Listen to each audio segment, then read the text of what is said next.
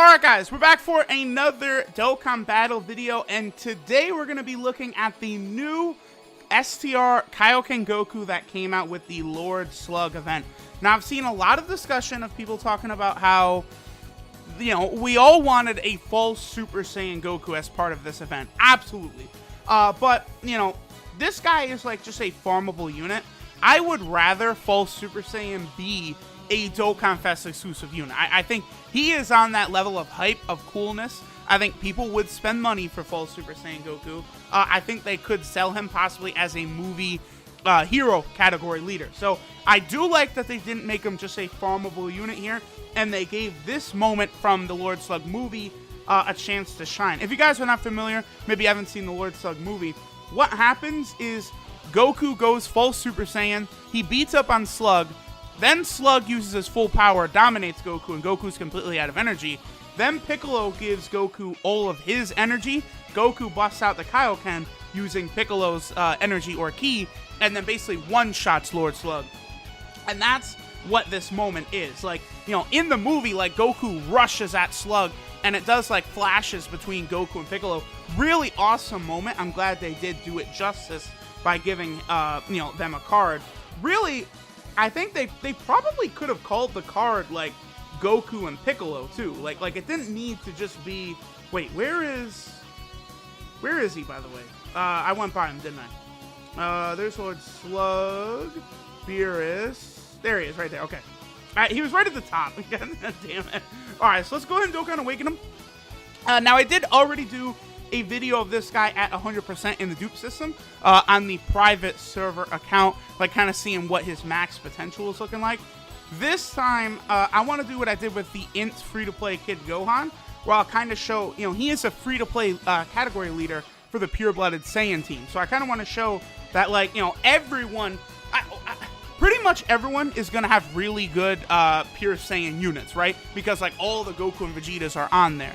So, like, this is going to be a amazing card for a lot of free-to-play players. Because you run this guy as your leader, the Super Saiyan Blue Evolution Vegeta can be your kind of, like, friend leader, and then you'll be able to run a good, pure Saiyan team. Maybe you have LR Majin Vegeta, LR Super Saiyan 3 Goku, maybe you have Super Saiyan 4 Goku, Ultra Instinct Goku. You can get all of them on a team with a free-to-play category leader. I actually think it'll work out quite well. So, let's go ahead and hop into an event with this team now. Alright guys, so let's go ahead and hop into an event kind of with a team looking like this. I am bringing, like, a lot of Dokkan Fest exclusives. Like, I know, like, it's okay. So I'm running this, like, kind of like free-to-play leader. But I do think even a lot of free-to-play players, maybe not Ultra Instinct Goku, even though he has been on, like, the two best, like, banners ever in terms of, like, obtaining, like, the featured unit. Like, well, outside of, like, the Kefla banner. But those two global banners were very good, for example. Like, so I do think there's a good chance a lot of gold players can have Ultra Instinct Goku. And then, like, Super Saiyan 4 Goku, Super Saiyan 4 Vegeta have been on many banners by now. Super Saiyan 3 Vegeta, I would say, is not that rare of a card. And then, sure, like, I am bringing, like, LR Majin Vegeta, who is a difficult card to obtain. But the pure Saiyan team, the reason I think it might be, like, the best category in the game, especially for free-to-play players, is because of how easy it is to obtain top-tier units on that category, right? Like, look at the Hybrid Saiyan team, for example. Like, there are mega top-tier units on that category. LR Trunks, LR Gohan, LR Trunks, and Goten. But they're basically all unfeatured LRs. LR Trunks was a featured LR. But for all intents and purposes, it is very difficult to obtain those units. Now, you look at the pure-blooded Saiyan team, and it's like, yeah, Super Saiyan 4 Goku's at Dokkan Fest, but, like, it's not that hard to get a Dokkan Fest when they've been on, 2, 3, 4 banners total. At that point, it's like, all right, there's a good chance you'll pull one if you're kind of going for, like, Dokkan Fest type banners. So, in terms of how I'm going to operate here, let me keep Ultra Instinct Goku on rotation, because I do want to, show the Kaioken Goku. Like, I do want to show him here, but he's not really the main focus. I know the video's on him, but it's more like, I already did a video on him at 100%, like, at his full potential, right? This video, I'm going to use more as an opportunity to explore, like, the kind of team you can build with him as a free-to-play category leader, right? That's kind of my intention here, because we've already seen how powerful of a unit he can be. Now let's look at the kind of team he can build, which is very good. Now, the friend, Super Saiyan Blue Evolution Vegeta, is rainbowed. I was actually kind of surprised by that. I chose not to rainbow Evolution Blue Vegeta, just because I don't, like, summoning for me is just really not fun when you have, like, every unit, like, on the banner, like, already rainbowed except for one, and you're just pulling a ton of copies of those other units, right? So, like, I would love to rainbow, like, Evolution Blue Vegeta, but here's the thing. In doing so, I would probably pull, like, 5 Jirens who I already have rainbowed. I'd probably pull, like, 5 Ultimate Gohans who I've got rainbowed, a bunch of Topos who I already have rainbowed. You guys get what I'm saying? So, I'll probably just wait until Blue Evolution Vegeta comes back on a future banner, and at that point, I will go ahead and pull for him. Plus, I am pretty excited. Wow! Alright, so LR Majin Vegeta, casually 2 million crit. The free-to-play Goku is giving 30% attack, and then Super Saiyan Blue Evolution Vegeta is giving 130% attack. So in total, that's a 160% buff, which obviously is, much lower than, like, the, 240% you would get from a double, like Super Saiyan 4 Goku lead or something like that, right? Like a mono 120 team. So that was a very, very impressive display right there. Now, here's the thing.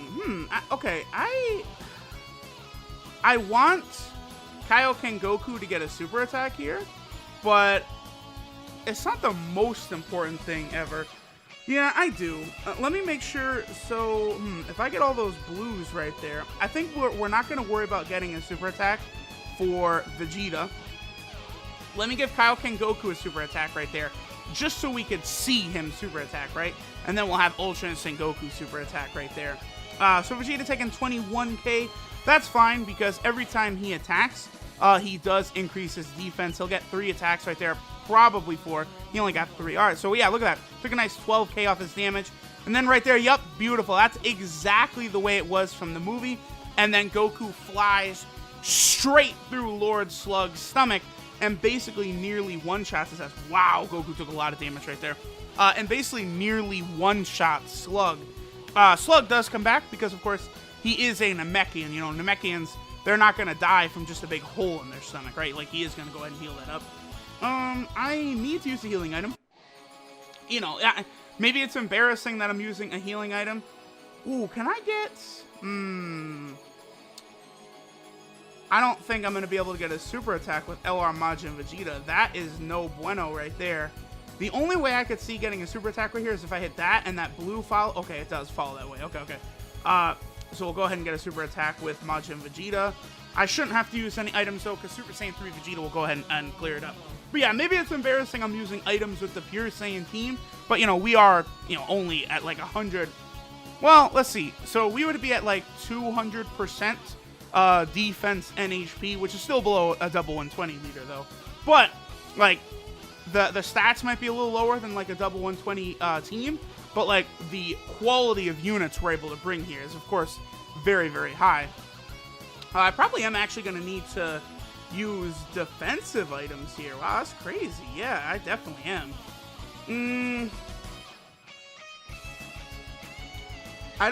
Yeah, okay, so Frieza is not going to be able to finish off Blue Evolution Vegeta, though, so we don't have to use an item right here. Looks like that one super attack by Kaioken Goku is probably all we're going to go ahead and rock out with today. I forget that, like, when you really strip away a lot of these leader percentages, like, you're not doing a lot of damage. And the other thing, too, is that we do have one less key than normal, right? Like, normally... wait, does the Goku... He gives 2 key, right? Yeah, he does give 2 key. Normally, a leader... Ooh, Ultra Instinct Goku, okay. Normally, a unit will give 3 key as part of their leader skill, but since he's a free-to-play, he does not give 3 completely. I actually don't know if Super Saiyan 3 Vegeta will still have his ability active. So I think what I'm going to do is I'm going to pop an Icarus right here, and then we're going to put our faith in Ultra Instinct Goku to go ahead and be a dodging machine. And then Super Saiyan 3 Vegeta at the end there can have a little bit of fun. So here we go. Dun dun dun dun dun dun dun, dun. Yeah. Sorry, Frieza. Okay, well, he got an attack right there. Another attack. That's why I used an Icarus just in case. At the rainbow level, Ultra Instinct Goku is actually a better defensive unit, believe it or not, before he transforms. Because, you know, that 100% defensive buff will basically ensure that he's not going to take damage from, like, normal attacks, even on the most difficult of boss events. He'll take a ton of damage from super attacks, but that's kind of the thing. Like, if you were able to predict where super attacks would be every single time, like, he would be a absolutely jaw-dropping offensive unit. But the thing is, you're not really able to tell for sure where super attacks will go. I personally, I love what they did with Ultra Instinct Goku, but I do think they should have let him have some sort of defensive buff. Even if he only had like a 50% defensive buff, I think that would have been adequate, and I think that would have been a little better of a choice, I think, than just giving him only the 70% chance to dodge, because that 100% defensive buff Ultra Instinct Goku has, you know, before he transforms, that's fantastic. Oh, the dodge by Super Saiyan 4 Goku. Hey, that's not something a lot of people have seen before, at least a normal attack, because most people do not put dodge on their Super Saiyan 4 Goku like your boy does. But hey, I'm a goofy guy, what can I say?